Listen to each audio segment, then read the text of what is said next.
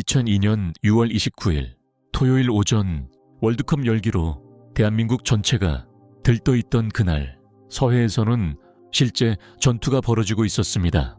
북한 경비정이 북방 한계선을 넘어왔고 경고방송이 끝나기도 전에 먼저 포를 쐈습니다. 단 몇 분 만에 국군 고속정은 집중 사격을 받았고 그 자리에서 젊은 장병들이 하나둘 쓰러졌습니다. 이 교전으로 국군 장병 6명이 전사했습니다. 훈련이 아니었습니다. 우발 사고도 아니었습니다. 이것은 명백한 무력 도발이었고 이날 이후 서해는 돌아올 수 없는 선을 넘게 됩니다. 2002년 6월 29일 토요일 오전입니다. 서해 북방 한계선 연평도 인근 해상. 이날은 평소와 다르지 않은 정기 경계 임무가 진행 중이었습니다. 국군 고속정과 경비정들은 NLL 인근에서 통상적인 감시 활동을 수행하고 있었습니다.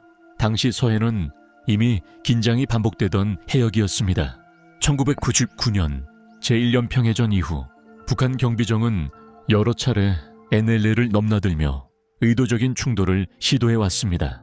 그렇기 때문에 이날도 국군은 우발적 충돌을 막기 위해 경고방송과 차단, 기동을 반복하고 있었습니다. 문제는 오전 9시 54분경 발생합니다. 북한 경비정 2척이 NLL을 넘어 남하하기 시작합니다. 국군은 즉시 경고방송을 실시하고 진로 차단 기동에 들어갑니다.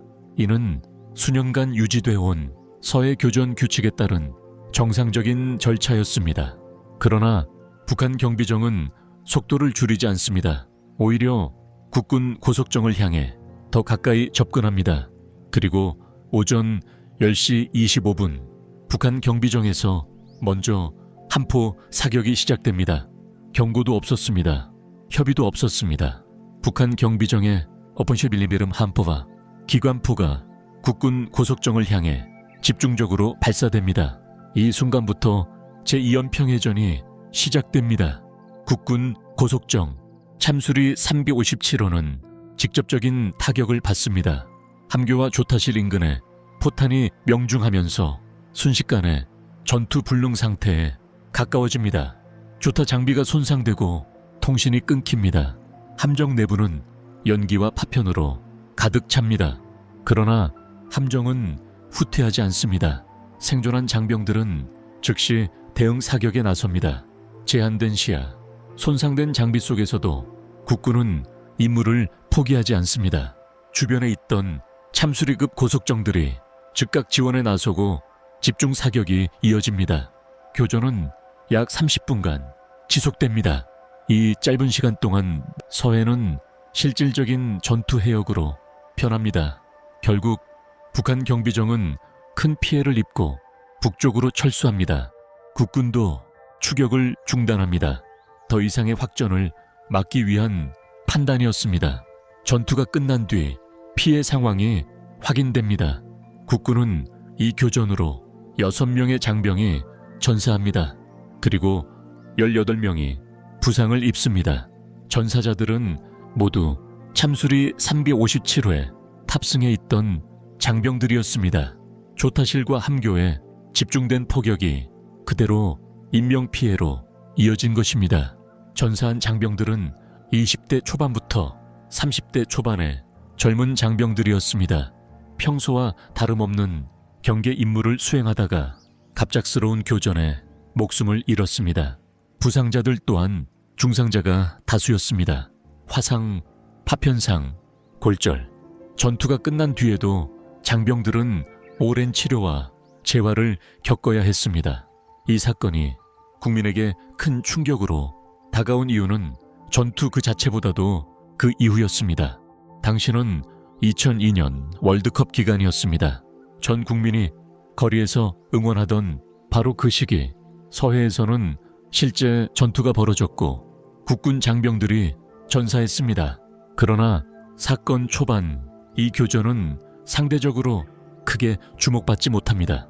월드컵 열기 속에서 소식은 뒤늦게 전해졌고 국민들은 시간이 지난 뒤에야 전사 사실을 알게 됩니다. 이로 인해 유가족들은 더 큰 상처를 겪게 됩니다. 충분한 설명도 즉각적인 예우도 받지 못했다는 문제가 제기됩니다. 제2연평해전은 단순한 해상 충돌이 아니었습니다. 이 사건 이후 서해 교전 규칙은 전면 재검토됩니다. 국군은 기존의 경고 후 대응 중심에서 보다 적극적인 자위권 행사 방향으로 전술을 수정합니다. 함정의 방어력과 화력도 보강됩니다. 그리고 장병 보호를 위한 장비 개선이 본격적으로 논의됩니다. 이 전투는 국군이 서해를 어떻게 지켜야 하는지에 대한 기준을 완전히 바꿔놓은 사건이었습니다. 북한 측 피해에 대해서는 정확한 숫자가 공식적으로 확인되지는 않았습니다. 다만 다수의 사망자와 부상자가 발생한 것으로 당시 여러 정보 분석을 통해 추정됩니다. 북한은 이 사건에 대해 책임을 인정하지 않았고 오히려 자신들이 정당방위였다는 주장을 반복합니다. 하지만 교전의 시작이 북한 경비정의 선제 사격이었다는 점은 군기록과 당시 교신 내용으로 명확히 남아 있습니다. 제2연평해전은 짧은 교전이었지만 그 의미는 결코 짧지 않습니다. 이 사건 이후에도 서해는 여전히 긴장의 중심지로 남아 있습니다. 그리고 이 전투에서 목숨을 잃은 국군 장병들의 이름은 지금도 기억되고 있습니다. 그날 서해에서 그들은 전쟁을 선택하지 않았습니다. 주어진 임무를 수행했을 뿐입니다. 그리고 그 임무는 대한민국의 바다를 지키는 일이었습니다.